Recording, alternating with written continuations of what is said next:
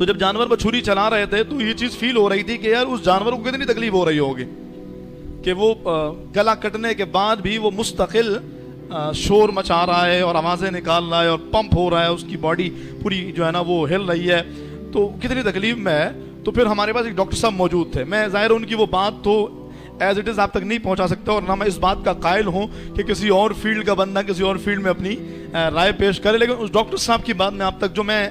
جو سمجھ سکا اس خلاصہ میں آپ کے سامنے عرض کروں۔ میں نے کہا ڈاکٹر صاحب یہ جو جانور کو تکلیف ہو رہی ہے تو یہ کیا ہے، آپ کیا سمجھتے ہیں، ابھی بھی تکلیف ہو رہی ہوگی؟ ڈاکٹر صاحب کہنے لگے دراصل یہ اسلام کا خوبصورت نظام ہے،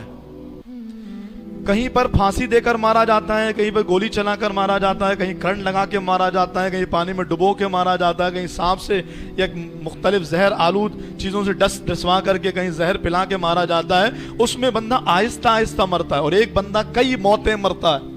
اسلام کا طریقہ کار یہ ہے کہ اللہ نے باڈی کا ایسا سسٹم رکھا ہے کہ جب بھی ہماری باڈی کو کوئی پین ہوتا ہے تو ہماری باڈی میسج کنوے کرتی ہے ہمارے برین کو، پھر برین کے ذریعے وہ جو پین ہوتا ہے اس کو فیل کرتا ہے۔ تو اگر کسی کے اس برین تک جو کنیکٹیوٹی ہے اس کو اگر آپ بلاک کرتے ہیں تو برین تک وہ اس کا جو میسج ہے وہ نہیں جاتا،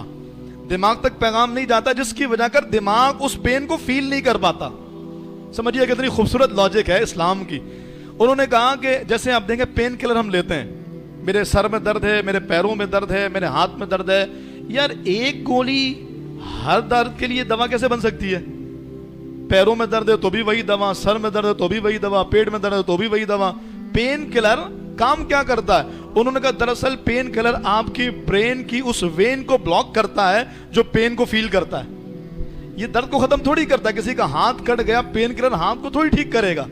کسی کو گولی لگی وہ گولی تھوڑی نکالے گا۔ پین کلر دراصل برین کی اس وین کو، اس نس کو بلاک کر دیتا ہے جو پین کو فیل کرے۔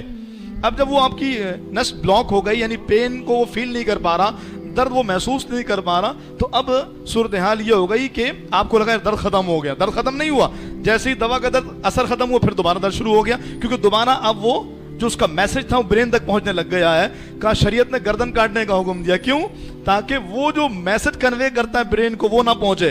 تو جو بس پہلی مرتبہ جب چھری چلی یہ درد ہوا،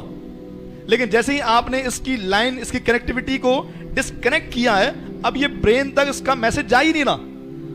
تو اس وجہ کر درد بھی نہیں ہو رہا۔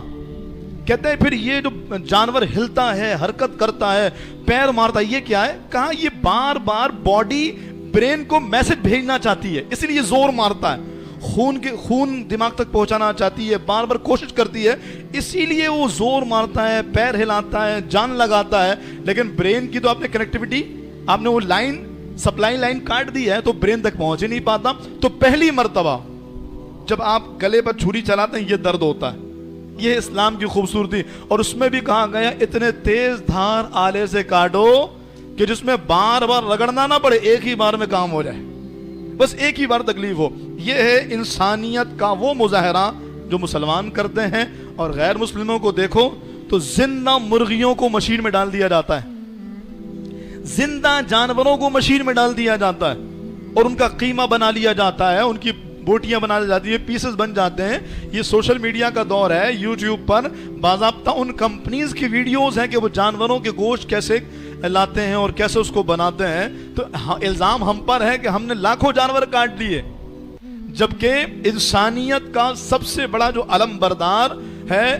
دین اسلام، وہ اس کا طریقہ کار کوئی دیکھ لے تو وہ یہی کہے کہ لاکھوں جانور کاٹنے والے حقیقی معنوں میں انسانیت کیا، یہ تو جانوروں سے محبت کرنے والے ہیں کہ یہ جانور کو بھی ایسے طریقے پر کاٹتے ہیں کہ اس کو تکلیف نہ ہو۔ پھر میڈیکلی بھی جانور کی یہ جو 3 رگیں کاٹنے میں جو